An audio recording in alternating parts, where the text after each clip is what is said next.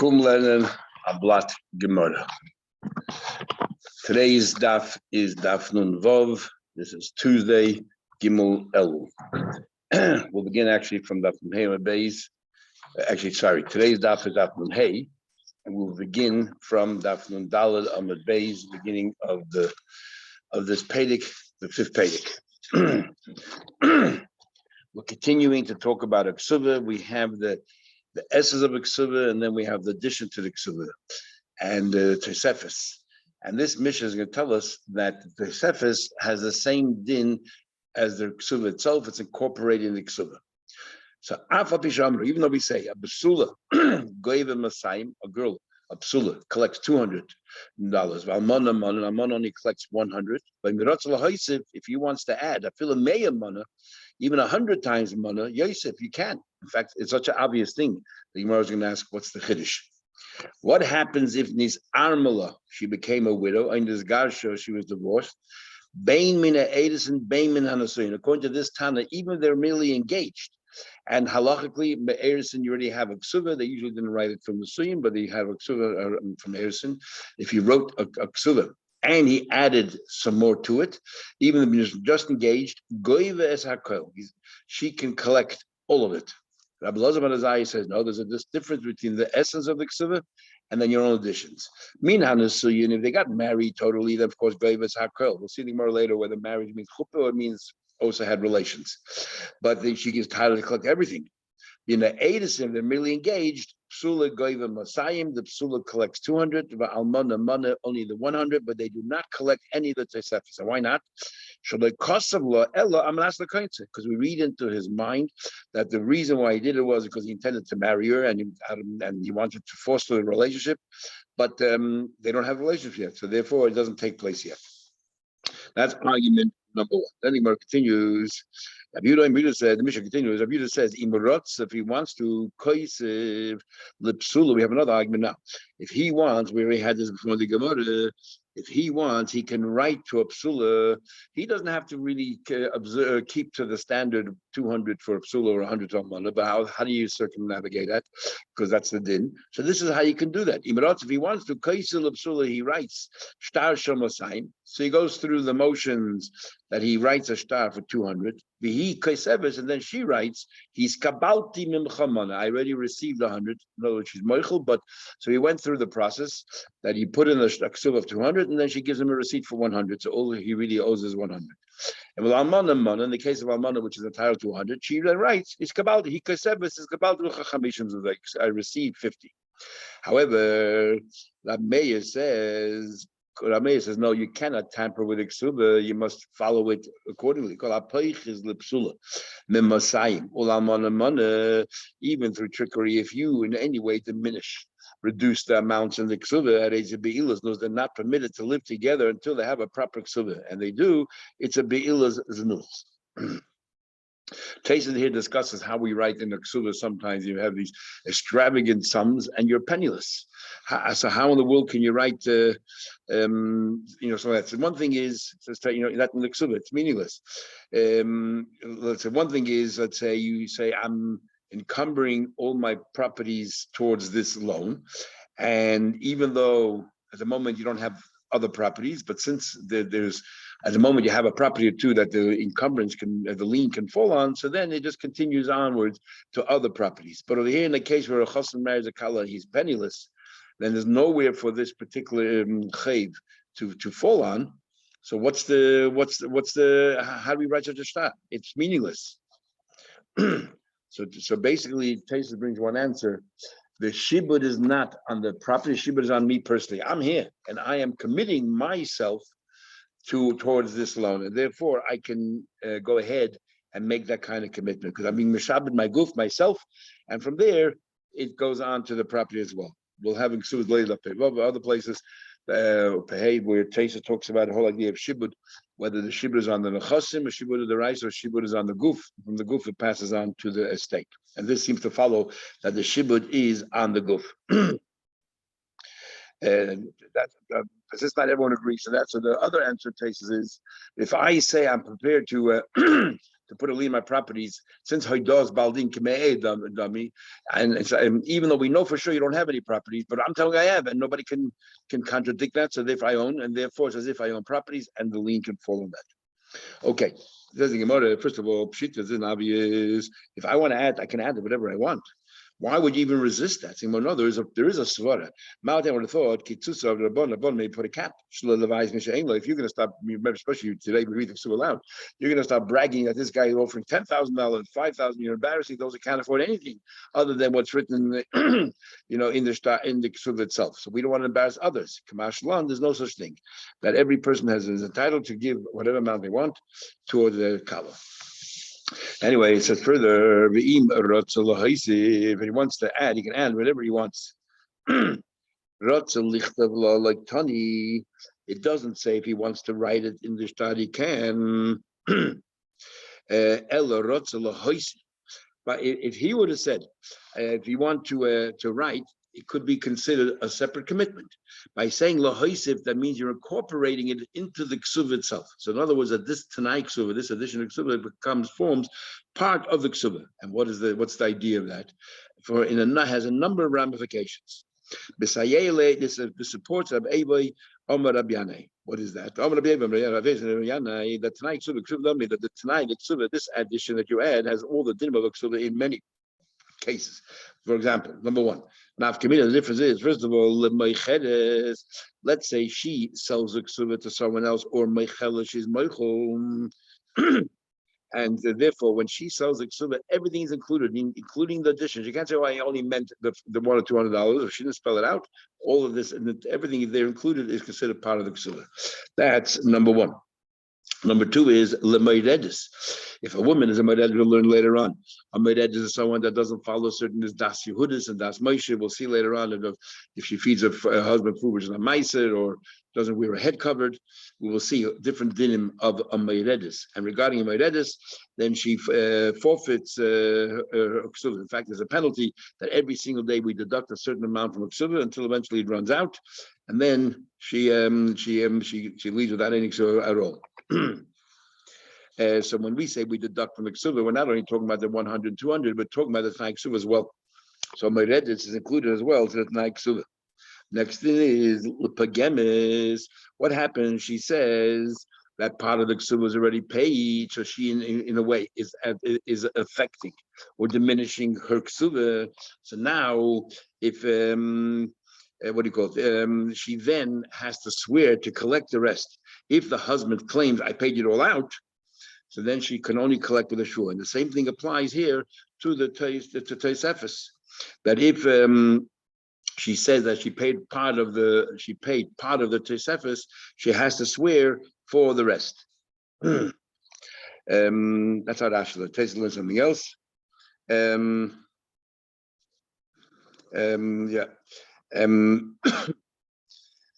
I guess more than is that she was paying the ksuva itself, she also has to swear regarding the tanai ksuva as well. The next thing is letevas, that the moment, the way Rashi learns is the moment a woman comes to Bezin and says, I want my ksuba, that she forfeits all her entitlements, and then the Yisraelim no longer have to give her any food anymore, they no longer have to provide for her. Taish doesn't like the pshat, because there is an opinion that says that if she's only claiming part of a ksuba, she's still entitled to mezainis. So why isn't the case over here the same thing? So if she's only Teveya the Tosefes, she leaves the ksuba intact. According to that opinion, she should still be entitled to a ksuba.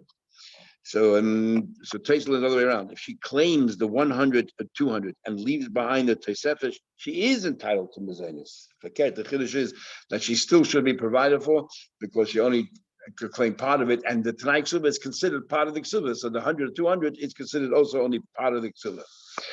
Next one is Iveres Aldas. If she's Iveres Adas. Sorry, what I said in my before, it was not the case I just said. Someone doesn't have a relationship with the husband, which we'll talk about later. But if, let's say, it was Iveres Adas, that's the Das Yehudis and Das Moshe, which we said before. Doesn't want to cover here or other things. If Iveres Maladas, and there the din is that she leaves without a ksuba. When we say she leaves without a ksuba, is that what do you call it? That we would have thought that 100, 200 should lose it because that's from the bezin. But anything he had personally, it's like a debt. Maybe he should owe it to her. Say no. She also forfeits all of that as well. So that's Eiveres Hadas, different than the case of Meiredis, which we mentioned before, which is something totally different. That's talking about Meiredis. She doesn't have anything to do with her husband. Next case. What about L'Shevach? What about any improvement on the land after the person passed away, the husband passed away, and now it's by the Yisayim? We know, for example, a Choyer gets a double portion, but he does not get from any improvements of the land after the father passed away. And a Ksuva as well. A woman does not collect a Ksuva from the land of Yisayim. Anything that was improved afterwards, that's considered the Yisayim's own their property and not the father's property. And the same thing applies to the Tosefos. And the same thing is regarding a shvua. Anything which the law is that a ksuva itself needs a shvua. For example, Rashi gives an eid echad, says that it was paid, so she has to swear to collect it. The same thing applies to a tanai ksuva. Teish has a problem with that, and he has another shot. Or let's say she wants to collect a ksuva, her husband's not around, she has to swear. So the same thing applies to a tanai ksuva. She has to swear because we have to make sure that the husband, before he went on his trip overseas, didn't give her some metalklin as a security that if he doesn't come back, whatever she has, what to collect. So we are choished that maybe he gave her a bundle of money, whatever, gave her something already. And the next thing is the shviyas. We know that it comes to loans, Shemitah cancels all the loans, but Shemitah does not cancel a ksuva. And so too, it doesn't cancel the addition that he added onto the ksuva. The next case is Lekoisev Kol Nechas of Labanov. If he wrote his entire estate should go to his children, and he gave to his wife, he left for her a small little property. He said then she's limited to collect the ksuva only from that small little property. If it doesn't cover it, doesn't cover it. And the same thing applies to the Tosefos, to the addition of the ksuva. Also, Ligbeis from the karka, she only collects from property. We learned before that a ksuva you can only collect from karka because she's only seimer das and karka. So the same thing is the tanai ksuva only from karka. It was only later on the Goini made a takana that you can collect from a tal. And then the next thing is Zaburi is we know there's 3 levels of this ideistic superior property. Then this Bain is average, and Zaburi is the worst. When it comes to a ksuva, we give her from Zaburis because we feel that's sufficient. And we know that a widow, if she remains in her husband's property, she can collect the ksuva the rest of her life, unless we had machlekes before the children have to leave, or she goes to Bezin machlekes and asks for a ksuva. And what happens? She returns back home.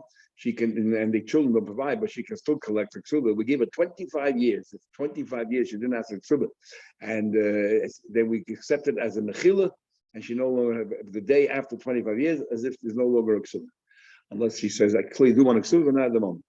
And the same thing applies to the tanai ksuba, to the addition. And the next thing is the ksuba has been in dikri, and we learned before that if he has a few wives, he tells his wife that everything to do with ksuba, including the dowry that I received, and everything with ksuba, your children will collect that first, provided there's enough in the estate that we divide every children's their mother's ksuba. There's still something left that we can divide between each other. That's called ksuba's benin dikri. That ksuba for the sons includes also the tosefos as well, that it goes to that particular family, to those children. Okay, it says Gemara Itma talking about ksuva dikri in Pumbedisa. Amri Pumbedisa says that a ksuva benedikri is like a ksuva, and just like we learned before by ksuva, you can only collect from karka. So too here. How do you know something like ksuva? Because we had in the mission before, it says if you didn't write into the ksuva the words Yirtun, says like from Shabbat, you don't collect from Shabbat, just like ksuva doesn't. No, if the person unsold the properties to a buyer, and then he dies, the wife cannot go to these buyers and to collect her ksuva. The same thing applies to the ksuva's benin dikrin, because it's like a ksuva, because Yirtun Tanan, the Mishnah says that they yashi. So it's mamish like a Yerusha. And Yerusha, once if the father sold it, you cannot collect from the lukuchas. But in most of Mechasi Amri, but the people that say Mechasi, they disagree. They say Torah Mishabadi. But they, in their Mishnah, it said Yizman Tanan. Their Mishnah was not written Yirtun, but said Yizman, that they should take it. It's not a Yerusha, like a Matana. If they can go ahead and like a loan or something, they can go ahead. You're about five, I owe you. They can go to the buyers and take it right back. They can take it right back.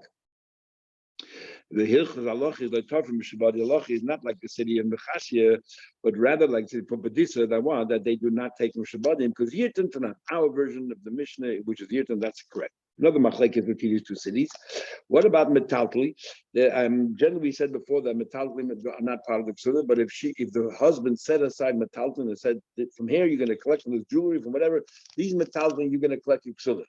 So then, if Ishnu Benai, when he dies, is still here, then below shvur she collects it. We're not worried that Hashim would sorry.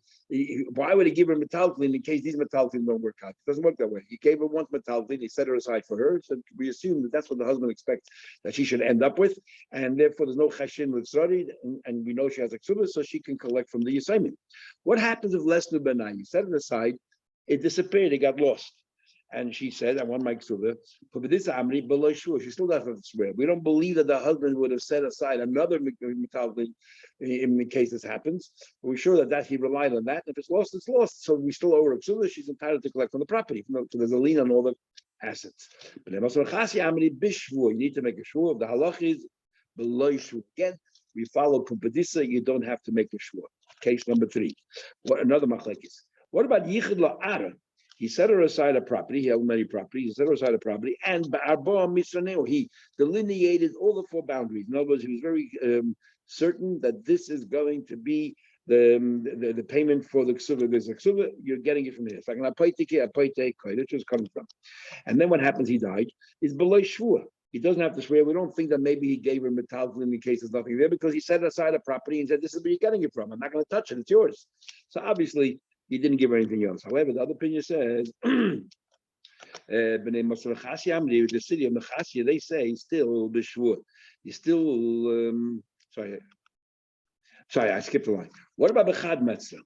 So there's no machlekes. Everyone agrees delineated property. That's what it is. But if he only gave one side, that means does that mean he was serious that he plans to give her this property, or he just generally saying probably you get from this property, it's not good enough, and therefore we can be worried that maybe he gave her some kind of security. You don't have to swear, because definitely this is he intended to give her this property and that's it. You still have to swear. Again, we pass like pupadisa. Case number 4. What happens in this case? We'll follow finally the people of Mechasya. What happens? Amru le'edim. He said to witnesses, Kisvu, I want you to write. V'chismu, I want you to sign. V'havule, and I want you to write and sign and give it to that person. So by saying Kisvu, v'chismu, and v'havule gives him is kanumene. If the witnesses made a kinyan with him, a kinyan, Tesha says here, all kinyanim in Gemara generally are chalipin, unless it's spelled out otherwise. So they made a kinyan chalipin, a swap, for the church, whatever it was. Is when they go, they proceed to write, then they don't have to ask him again. Are you sure? Because once they made a kinyan, that's it. It's a commitment, and it's irreversible. Because we have a rule. Stam kinyan l'ksiva aimut. What about like they didn't make a kinyan from him at all. They didn't make a kinyan. Is Pombedisa Amri? Well, if you want us to make a kinyan and be zeichen on behalf of the person who is receiving it, in the Pombedisa said, like sorry from Luchabe, you still don't have to consult him. You still consult him because he told you kisser v'chesmo. You don't have to consult him. However, Ben Chasi said no. Since he didn't make a kinyan, before you actually write it, you have to consult him to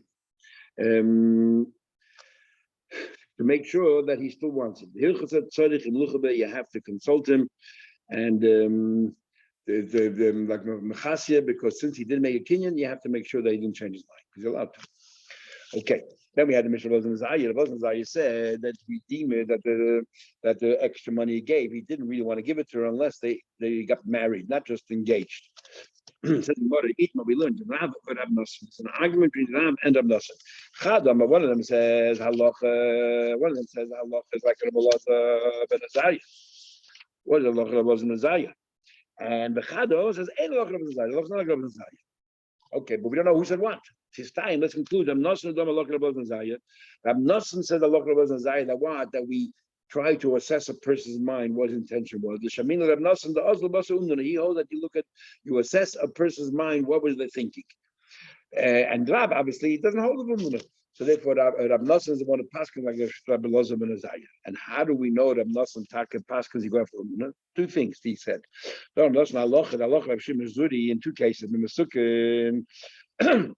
We learned in Gemara Gittin, if somebody is traveling overseas and he said before he went overseas, he said, "I want you to write a get to my wife." Even if he didn't say the word tenu, we know what he meant. He wanted to make sure that she doesn't get stuck with Yibum, whatever. So or laguna. So you write the get and you give it to the wife. Why didn't he spell it out? Because he was confused. Whatever, he's excited, he's moving, he didn't think of all the details. What about so it comes along Shazur and he adds also somebody who's a Masukin, somebody is that he's dying or a goisis, and says the same thing. We're going to assume that he was because he was confused. You give, even though he didn't say give it, he just says write a get. We assess his mind that what his intention was is to actually give it, because at that stage in a person's life, you don't play games with your wife. So we see that Shimon Shazuri holds that you go after umnana, you assess people's minds, and Rav Nosson says Allah Shimon Shazuri. That's number one. Number two, case number two, Trumas Maisa Sholdemai. What's the case of Trumas Maisa Sholdemai? We know that we had a few places already, so that the Amaratzim, or the average person, everyone gave Truma. Everybody's concerned about Truma. But when it comes to Maisa and other things, there were a few, the majority, followed, complied with all the laws, but some people didn't. Whenever you buy from an Amaretz, it's called Demai Domai. What is it? And we're machmir that you have to give Maisa, and you have to give Truma of that Maisa. So what happens to give Truma of that Maisa? And then that truma of this demai fell back into the pile of all of everything else that you have. How do we treat it? Normally, when truma falls in, everything now becomes truma, and you can't do anything with it. You have to sell to a kohen, and you incur a loss. But what about in this case? The whole thing's a chumud rabban anyway. How far do we take it? So we learned. So we learned that we have one opinion that says it's all us. It's called meduma. It's all mixed up. Kamlon Shizuri says no. He says even in the weekday, you go ahead and you ask the Amoris, tell me the truth. Did you give Maisa from here or not? And in this case, we're going to rely on Amoritz, because otherwise you're going to have a loss. So hopefully the Chumud Rabban anyway, and we're going to lie. And we're going to rely on this Amoritz. That's again. So we assess the mind of the Amoritz, whether he gave or didn't give.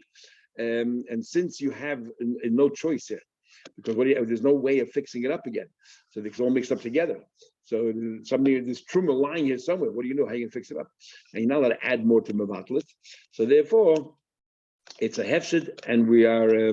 Rashi actually interesting points out, why does it say even in the weekday? What's the relevance even in the weekday?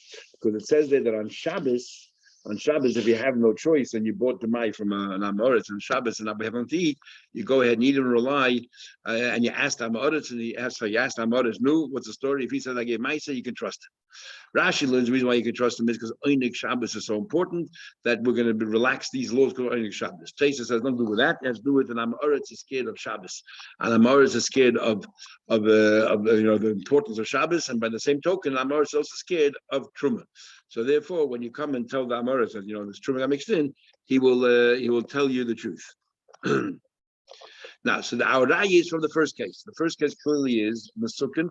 That's because we're doing Umdan Adaita. We're saying that the reason the person is dying and he says, write a get, he actually meant to give it. So I'm not Paskin's Umdan, the same thing at Rabbi Zayin on Mishnah. We assess his mind. He didn't want to give his wife all this extra money unless they got married.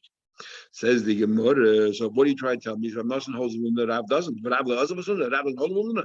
Well, we learned Matnas Shchivera. If a Shchivera, person is dying, and there are special laws regarding a person who's dying, whatever he says, we follow his words and so on. So if a Shchivera, and generally you need a kinyan to make sure that it's reversible and that you can't change your mind. But a shchivana doesn't have to have a kinyan because he doesn't play games.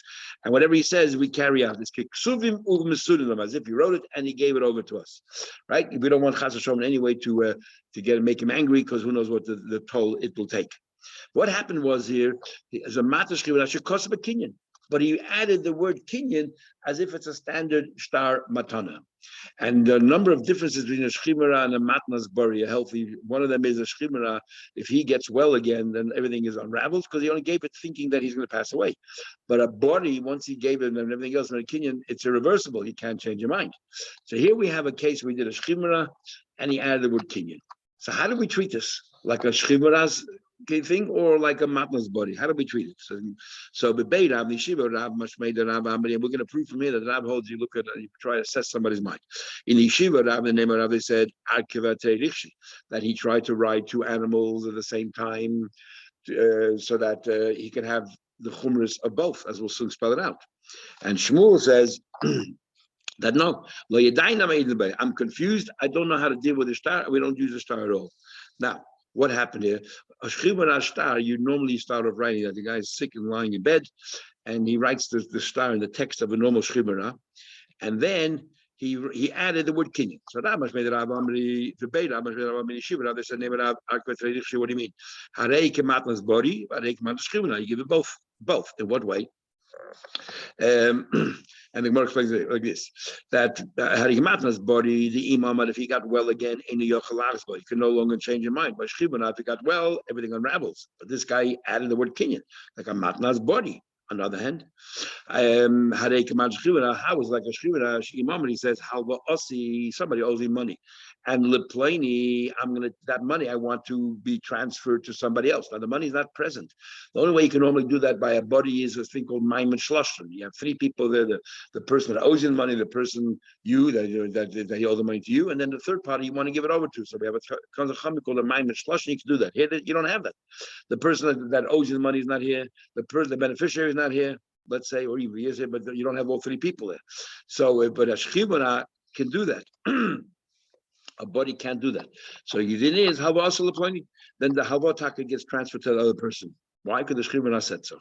And Rashi just says because it's only based on shchibana, it doesn't happen until after the shchibana dies. While the shchibana is alive, it doesn't get transferred because as a body, nothing gets transferred. It's only as a matter of shchibana, and it only happens after the person dies. Comes like Shmuel says, I don't know what to do. Why not? Because maybe the reason why he wrote the word kinyan is because he wanted to make sure that it has the force of a star. And the problem is the since he died, once he's dead, there's no effective star. And because he wrote that shchibana, which means he doesn't want to take effect till afterwards. So hence, Shmuel says doesn't work, but the Rav clearly says we try to enter his mind, we try to work out what he's trying to do, and we're saying that he wants both, Sai Shchibana and Sai Kinyan. So what do you see? So what's a Chir Rav Nassan? How do you know which one it is? Says you're right. El Tavai Rav Nassan and I both agree. You try to assess a person's mind. The one who says halacha wasn't Zay Shapi, we understand because he goes assessing somebody's mind. Man says not halacha hachanami daitu over here also. You know why? We assess his mind, but we assess his mind. He doesn't have to wait until he gets married before he wants to give her all these extra. He wants to grow that love already now. So he wants to show her. He wants to demonstrate his love towards her. So therefore, as soon as they got engaged, he already wants to give her extra. He wants to bring her closer to him, and exactly what's happening right now. The fact that they got engaged, and he's trying to grow their feelings together. So therefore, they're arguing in the umdana how to interpret his actions, whether he's happy right after Edith says she should receive these extra, only have to get married. Says the Gemara, halacha Yosef Rabchani Nekamer Rabiana, Chinis Rabiana, who come and he said the halacha is like Rabbi Azariah. What? That she collects everything after she got engaged if the husband died. Amalei. So Rabbi said, "Puk kari karach lebra. Go and learn your things outside of the yeshiva, because Levi outside the yeshiva is not an acceptable brayse because ain't a loch of Rabbi Loch is not like Rabbi Zayim, but rather like a chum." Amar Rabbi Rabdinim Rabbeinu. Rabdinim said the name of Rabbeinu. Rashi says it's Rav.